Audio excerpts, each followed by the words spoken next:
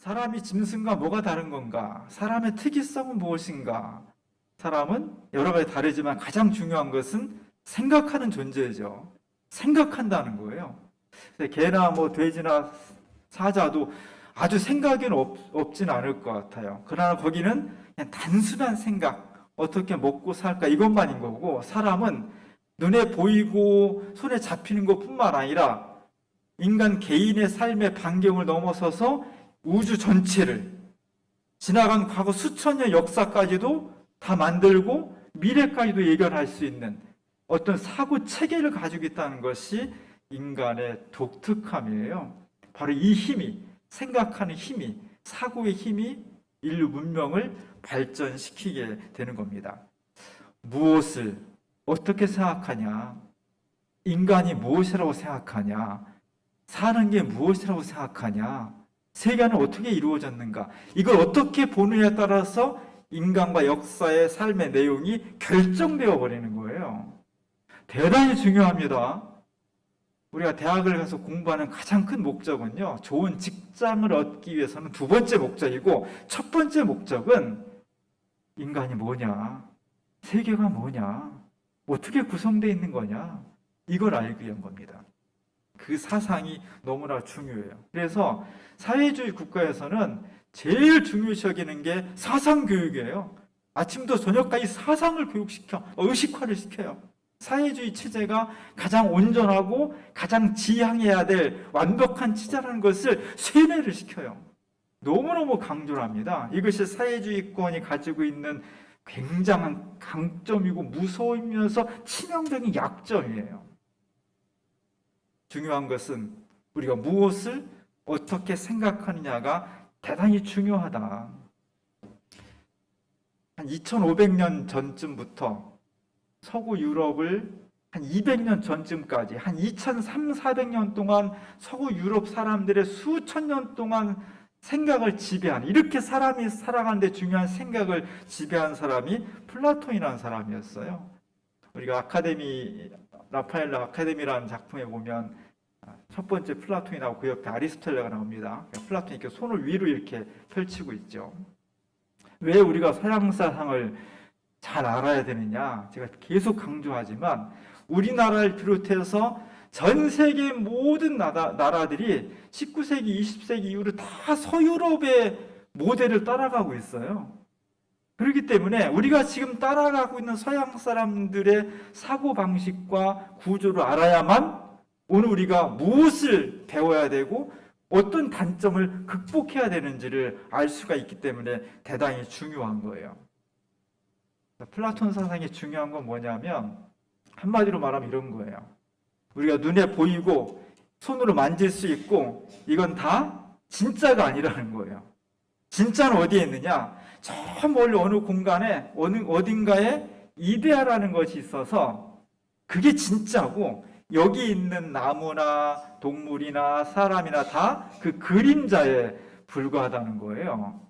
그러다 보니까 사람들은 어디에 관심을 둬야 되냐? 지금 살아가는 이 인생보다는 저 멀리 있는 이데아에 관심을 두겠죠. 이런 생각이 왜 중요하냐면 우리가 믿고 있는 기독교가 2000년 전에 예루살렘을 중심으로 갈릴리에서 막 만들어지고 바울을 통해서 로마로 막 전파될 때 그 당시 세계가 다 이런 생각들이 지배하고 있었어요. 그러다 보니까 기독교의 사상과 이 생각이 만나면서 기독교와 되게 비슷해져 버렸습니다. 기독교는 어떻게 생각해요? 진짜 중요한 건 뭐냐? 천국에 가는 것이죠. 천국에 가는 것이 중요한 거고, 거기에 비하면 우리가 지금 먹고 사는 이 자질구레한 문제들은 요만큼밖에 중요하지 않다는 거예요. 이런 생각이 한 200년 전쯤까지 서구 유럽과 기독교를 지배하고 있던 중요한 생각이었습니다. 이런 생각을 가지고 살면 어떻게 돼? 어떤 삶을 살냐면 지금 당하고 있는 고난, 가난, 어려움, 고통 이런 것은 잘 참아낼 수 있습니다. 이게 되게 중요한 거예요. 이게 되게 중요한 사상입니다. 어떤 단점이 있냐? 잘못된 것을 개혁하려고 하지 않아요. 왜? 어차피 중요한 거는 여기가 아니라 저 세상이니까. 이 세상은 길어야 7, 80년이고 저 세상은 영원하니까 여기서 좀 힘들어도 좀 불의가 있어도 독재를 해도 뭐 사람을 좀 죽여도 별로 중요하지 않아. 나는 그냥 오직 하늘나라만 바라보고 살아야지. 이렇게 되면서 기독교인들이 또는 서구 유럽의 사람들이 사회를 개혁하려고 하는데 소극적이었다는 겁니다. 이런 면들을 잘 몰랐어요. 수천 년 동안 잘 모르다가 지금부터 한 200년 전쯤에 서구 유럽에 여러 학자들이 나타나면서 이런 플라톤 사상과 기독교와 이런 약점이 있구나라고 아주 예리하게 비판했습니다. 그 중에 여러 사람인데 그 중에 중요한 사람이 마르크스라는 사람이고 또 한 사람은 니체라는 사람이에요. 이 두 사람이 플라톤주의와 기독교 정신은 좋은 점도 있지만 우리가 살아가는 인생과 역사에서 여러 가지 불의가 있고 모순점이 있는데 그래서 고치고 새롭게 개혁해 나가려고 해야 되는데 그러지 않는다는 거예요. 그렇기 때문에 막스는 기독교가 민중의 아편이다 이렇게 얘기를 했고 니체는 기독교는 뭐냐? 플라톤주의의 대중판이다 이렇게 비판을 했습니다. 이게 다 맞는 건 아니지만 굉장히 중요한 비판점이 되는 겁니다. 한국교회는 1910년도부터 한 36년 동안 일제강점기를 살았잖아요. 우리는 그때 안 태어난 것만도 너무나 감사한 거예요. 저는 생각할수록 제가 일제시대 안 태어나고 6.25 한국전쟁을 겪지 않았다는 게 너무 감사한 거예요. 지옥 같은 생활이었고요. 너무너무 고통스러웠습니다. 그러다 보니까 일제 식민지 시대에 많은 기독교인들이 소수는 독립운동을 했지만 많은 일반 교인들은 너무 힘드니까 일제 강점기 너무 어려우니까 이게 이것보다 우리가 하늘나라 가는 게 더 중요해 이런 생각들을 많이 가지게 되었고 여러 부흥사 목사님들이 일제 강점기로부터 벗어나서 독립운동하자 이러면 위험하니까 그런 얘기를 잘 안 하고 여러분 천국을 사모하고 우리가 이 세상보다 천국에 가는 게 더 중요합니다. 이런 생각들을 많이 전파를 했습니다. 그러다 보니까 한국교회는 점점 더 현실 사회보다는 저 세상에 더 관심을 두는 그런 신앙의 성격으로 변해버렸어요. 70년대, 80년대에 이르러가지고 군부 독재가 있고 막 인권이 탄압되고 막 무자비한 폭력이 있고 이런 것을 보면서 우리 교회나 기장이나 NCCK 이렇게 소수의 기독교인들은 그것을 극복하기 위해서 굉장히 노력을 했고요. 그러나 다수의 많은 교회들과 그리스도인들은 또 역시 타계적인 신앙을 가지면서 하늘나라만 너무 추구를 하게 되었습니다. 그럴 때 이런 막스나 니체의 생각들의 비판 또는 너무나 가난하게 사는 민중들의 아픔, 고통을 교회가 발견하면서 생겨난 것이 민중신학, 민중교회 이런 겁니다. 우리 교회도 민중교회 1세대 중에 하나예요. 여러분들이 민중이 되는 거예요. 이런 신학과 이런 교회는 현실을 중요시하게 생각했어요. 우리가 살아가는 이 현실을 어떻게 하나님 뜻으로 바꿔나갈 것인가 그것이 너무나 중요하다.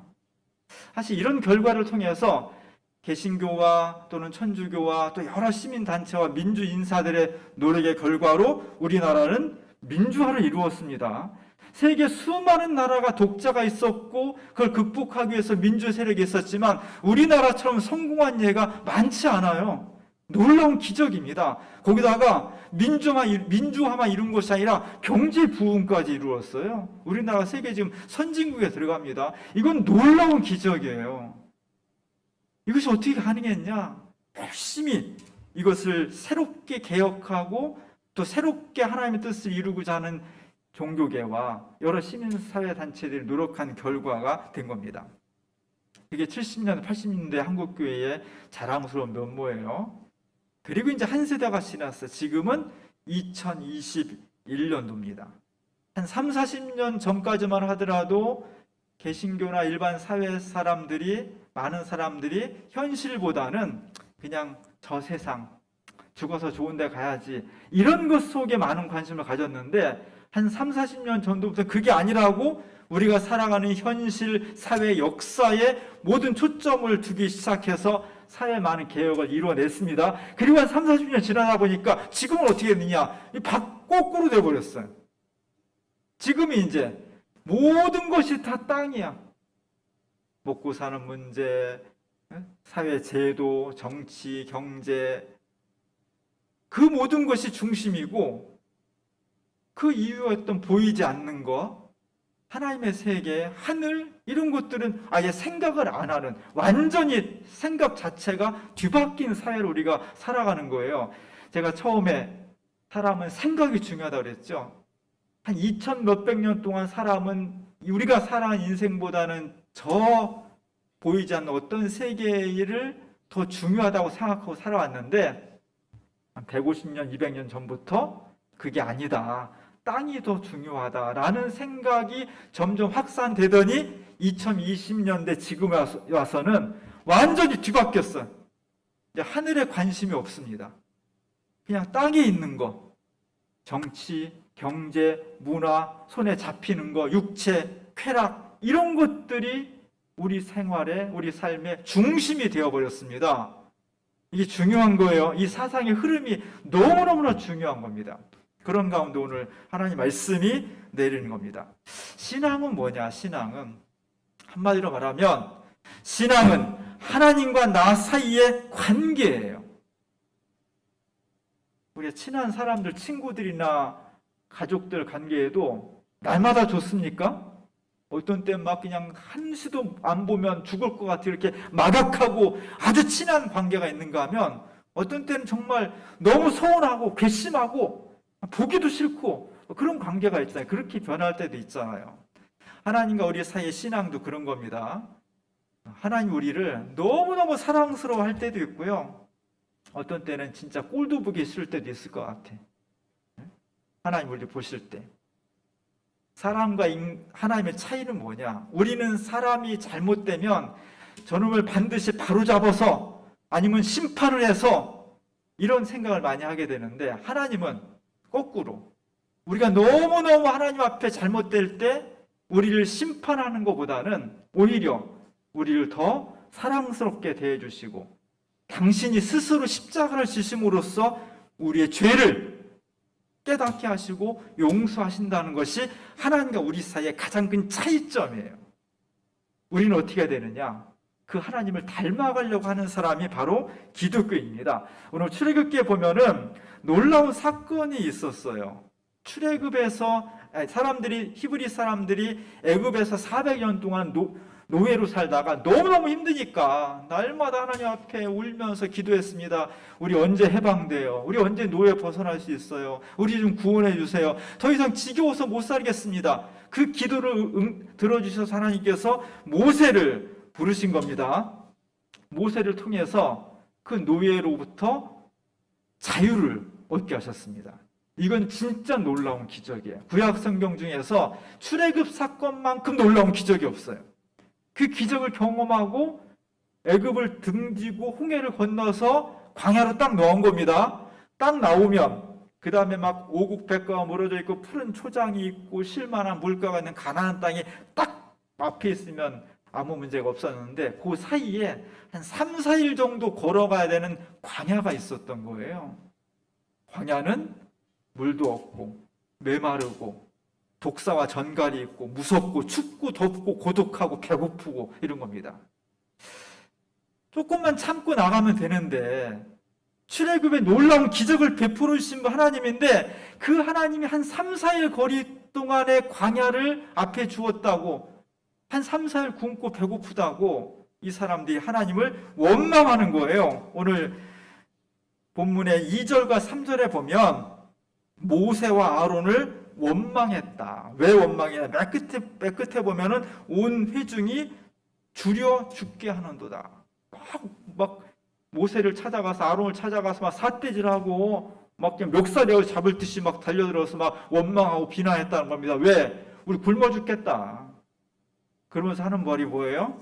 우리가 애굽에 살 땐 그래도 고깃가마 옆에 있었다. 배불리 먹었다. 맨날 고기 먹고 배불리 먹고 편하였으면 왜 출애굽하려고 그래? 거기서 살지. 자기가 너무 힘들 때는 구원해 달라고 하고 구원해 주셨는데 그 구원의 과정에서 조금 어려움이 있으면 막 비난하고 원망하는 게 사람이에요. 이스라엘 사람들이 지금 그런 모습을 보여주고 있는 겁니다. 신앙이라는 것은 구원과 행복에 이르기 위해서 십자가의 과정을 거쳐야 돼요. 그거 없이는 안 되는 거예요. 너무 힘들고 어렵고 춥고 배고프지만 위험하지만 그러나 현실은 그렇지만 가슴으로는 요거 지나면 가나안 땅이 있어. 젖과 꿀이는 가나안 땅이 있어. 하나님께서 우리 주셨어. 이 믿음을 가지고 현실의 아픔과 고난을 이겨나가는 것, 그 희망을 붙잡고 나아가는 것이 신앙이에요. 근데 그것을 못 봐. 그냥 지금 내가 당장 배고프고 힘들고 이런 것 때문에 불평, 불만하면서 하나님 앞에 대들고 하나님 앞에 원망하는 그런 것이 일반적이에요. 이게 우리 어떻게 이 신앙을 극복할 것인가 대단히 중요합니다. 제가 하나님 아니지만 하나님 입장에 보면 참 어이가 없었을 것 같아. 그렇게 400년 동안 우리를 구원해 주십시오 막 울고 불고 막 매달리고 해서 우여곡절 끝에 모세를 세워가지고 그 애굽의 바로 왕의 군대로부터 기적을 베풀어서 해방시켜 주었더니 며칠 배고프다고 우리를 왜 해방시켰냐, 왜 데리고 나왔냐, 그냥 애굽 땅에 놔두지 왜 그랬냐 이렇게 불평불만을 하나님 원망했다는 거예요. 10년 전에 나온 영화 중에 부당거래라는 영화가 있어요. 거기 아주 명대사가 하나 있습니다. 호의가 계속되면 권리인 줄 알아. 이런 명대사가 있어요. 하나님께서 노예살이하는 이스라엘 백성들에게 호의를 계속 베풀어 주셨어요. 그런 호의를, 그런 대접을 받을 만한 자격이 있어서가 아니라 하나님의 일방적인 사랑이에요. 계속 베풀어 줬더니 나중에 뭐라 그래? 이 호의가 권리인 줄 알아. 왜 이거 안 해주냐고 따지는 거예요. 이런 사람은 철없는 사람이에요. 부모가 자식을 아무 조건 없이 은혜를 베풀어주고 사랑해주면 철든 자식은 그 은혜를 너무나 감사하는데 나중에 철없는 자식은요 마치 무슨 자기가 그런 권리라도 있는 것처럼 그렇게 안 해주면 대들고 원망한다는 거예요. 이스라엘 백성들이 그랬다는 겁니다. 하나님 얼마나 어이가 없었을까요? 하나님 얼마나 기가 막혔을까요? 이런 버리장머리 없고 철 모르는 들, 고마움을 모르는 사람, 은혜를 모르는 들 당장 심판하고 싶었을 거예요. 근데 오늘 놀랍게도 하나님께서 정말 철없고 믿음 없고 의리 없는 이 이스라엘 사람들을 향해서, 히브리 백성들을 향해서 놀라운 약속을 베풀어 주십니다. 오늘 4절에 보면 여호와께서 이렇게 말씀하셔요. 보라, 내가 너희를 위하여 하늘에서 양식을 비같이 내릴 것이다. 지금 히브리 백성들이 이쁘겠어요? 하나님 보시기에? 요만큼도 이쁜 게 없어요. 그냥 혼내주고 싶을 거예요. 당장 내려가서 번개불을 내리고 홍수를 내리고 심판하고 싶을 겁니다. 근데 하나님은 다 참으시고 그 철없고 믿음 없는 히브리 백성들 향해서 봐라, 내가 너희를 위해서 하늘에서 양식을 내려줄 것이다. 다시 한번 은총을 베풀어 주시는 겁니다. 오늘 제가 주보에 이 장면을 그린 그림을 실었습니다. 6명이 나오죠. 6명뿐이 아니라 수많은 사람이 있었겠죠. 딱 느낌은 그림이 밝아요. 6명 얼굴이 다 밝아. 저런 그림을 보면 보는 사람도 기분이 행복해져. 나오는 등장인물들이 다 우중충하고 막 그냥 인상 쓰고 있고 한숨 푹푹 쉬고 있으면요 보는 사람도 괜히 기분이 막 다운돼. 근데 저런 그림은 굉장히 기분이 좋습니다. 특별히 3명이 앉아있는 사람들은요 자세히 보면 막 입꼬리가 이렇게 올라가 있어. 너무너무 기분이 좋고 행복한 거예요. 왜?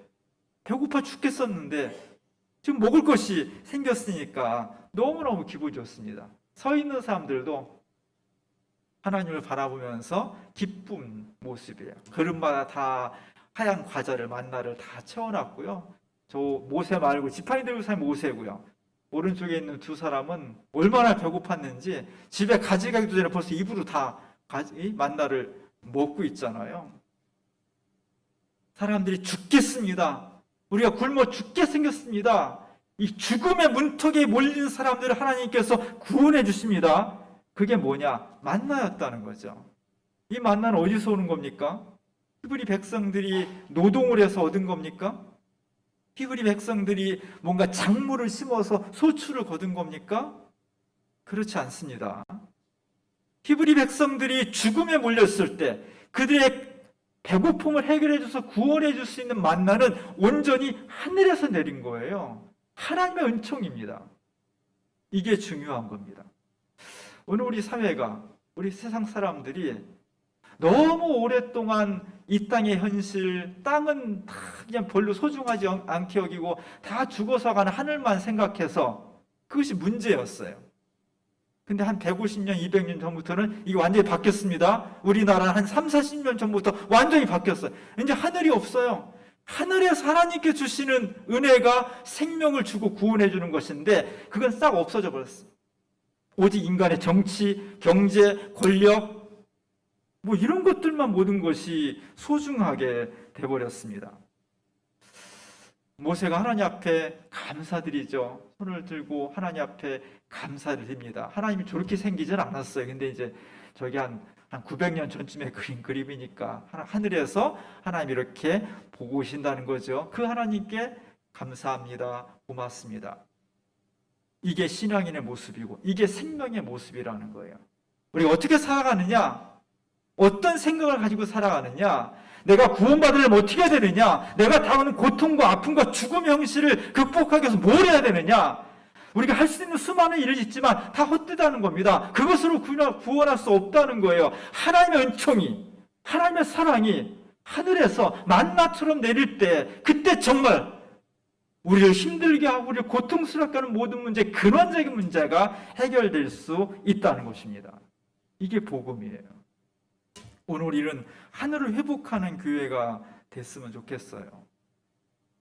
내년에 대통령 선거가 있는데 벌써 대통령 선거의 운동이 시작된 거나 마찬가지죠. 양 당에서 대통령 후보를 좀 선출하고 있으니까 여러 가지 문제가 나오고 있는데 대장동 개발 문제로 온 나라가 시끄럽습니다. 저도 대장동이라는 데 지나가서 보긴 봤는데 이게 바로 우리 지역이잖아요. 물론 구시가지하고 분당 판교하고는 딴 나라 같지만 하여간 우리 성남시의 한 지역이 개발됐는데 거기에 어마어마한 개발 이익이 들어간다는 거예요. 한 100억쯤 넣고 한 150억이나 200억 벌었다 그러면 좀 배는 아프지만 그러다 치는데 아니 1,000만 원 넣어가지고 1,000만 원 투자해서 120억을 벌었다고 하니 1억을 투자했더니 1,200억을 벌었다고 하니 이게 보통 사람들은 상식적으로 이해가 안 되는 거예요. 왜냐하면 우리가 1년 내내 번다고 저축한다고 1,000만 원 저축하기 쉽지 않습니다. 일반 시민들이. 빚 안 지면 다행이고요.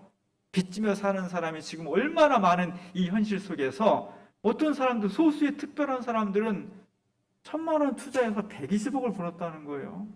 1억 투자하고 1,200억을 벌었다는 거예요. 이게 끝이 아니라는 겁니다. 현재까지 그렇고 앞으로 계속 또 배당이 있다는 거예요.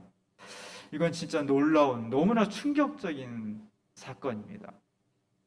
문제는 여기만 그랬겠냐는 거죠. 우리나라 그동안 신도시, 새로운 뉴타운 수많은 재개발들이 있었는데 그때마다 우리가 몰라서 그렇지 이런 일들이 많이 벌어졌을 거다. 여기에 관련된 어떤 사람들이든지 여기에 관련된 투기꾼들이든지 모든 사람 이번에 다 밝혀내서 다시 이런 어이없는 것들이 일어나지 말아야 돼요.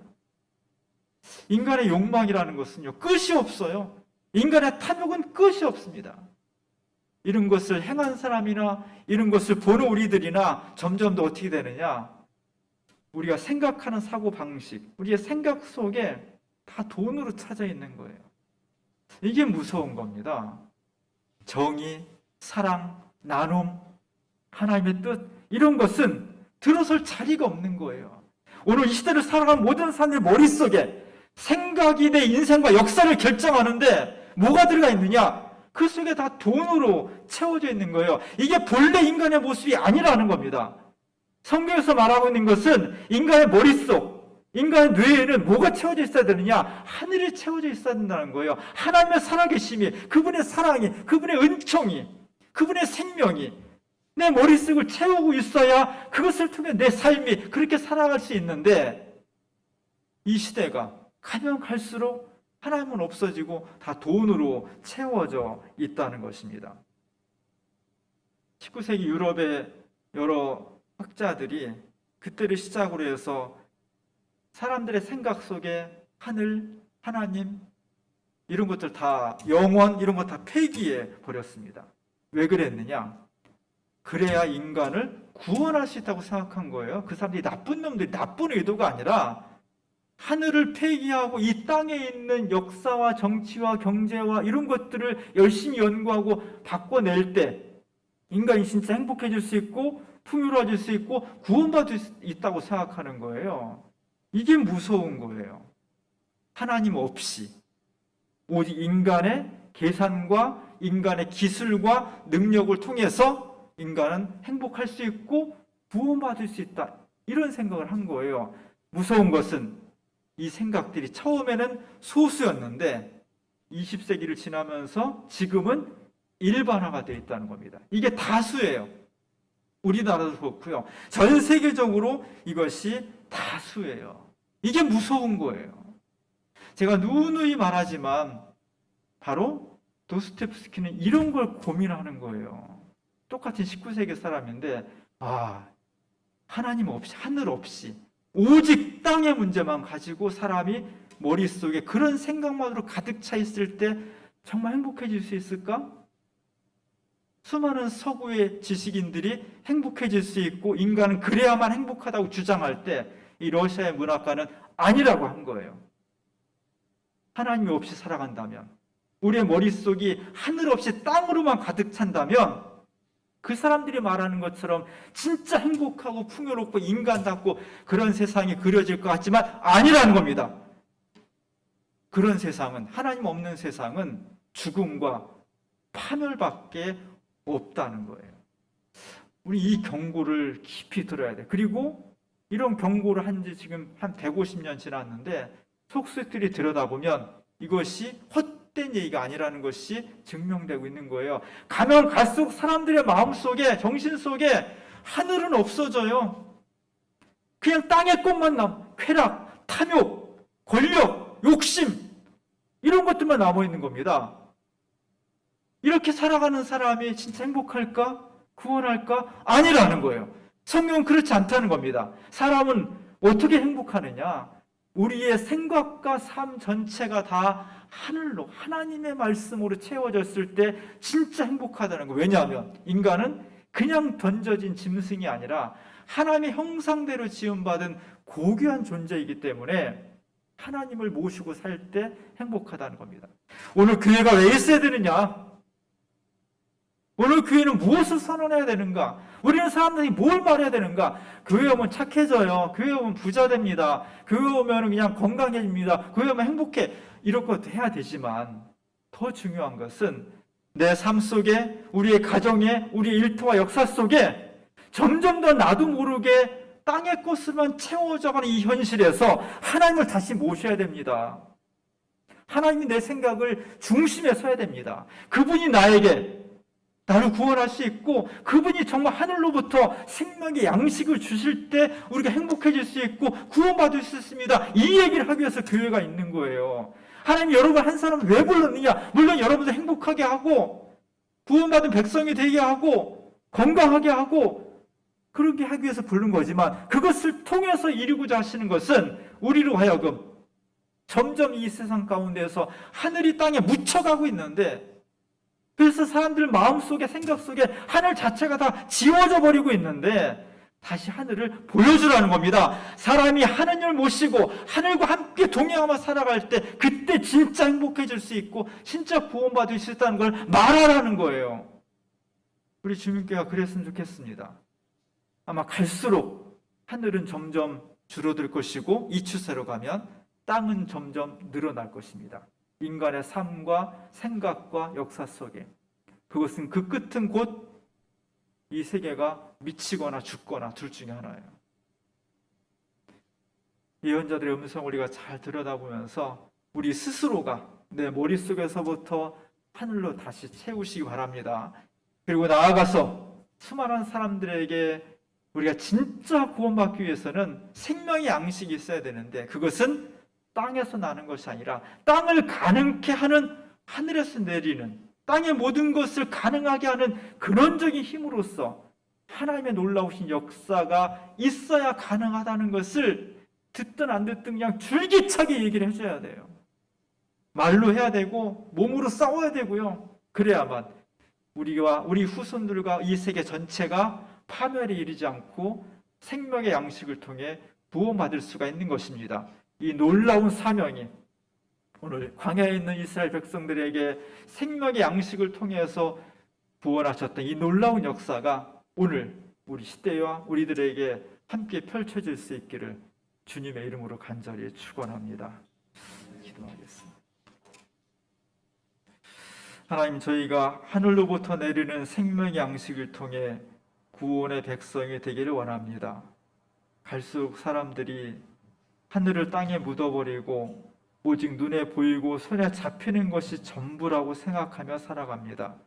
오늘 저희를 부르신 것, 그 모든 것 속에 함께 하시는 하나님의 손길을 저희가 보게 하시고 하늘을 다시 되찾아서 이 땅에 살아계신 하나님만이 우리에게 구원의 양식, 생명의 양식을 주시는 분임을 우리들 모두가 함께 일어나 외치고, 그래서 이 사회와 역사가 심판에 이르지 않게 하시고 구원과 생명에 이를 수 있도록 인도하여 주옵소서. 예수님의 이름으로 간절히 기도합니다.